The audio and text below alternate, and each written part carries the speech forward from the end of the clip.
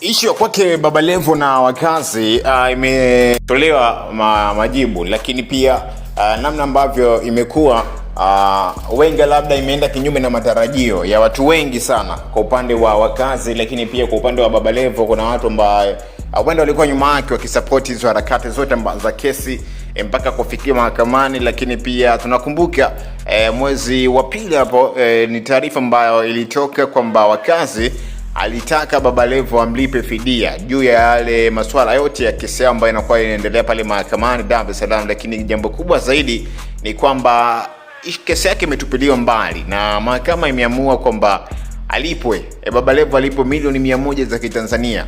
Shida ni nini? Basi sikia. Mahakama ya hakimu mkazi Kisutu kutoka pale Dar es Salaam imetupilia mbali maombi yaliyowasilishwa na mwanamuziki wa kazi kwa majina yake Webilo Wasira dhidi ya mbunge wa Kigoma mjini Clayton Revocatus Chipando maarufu kama Baba Levo.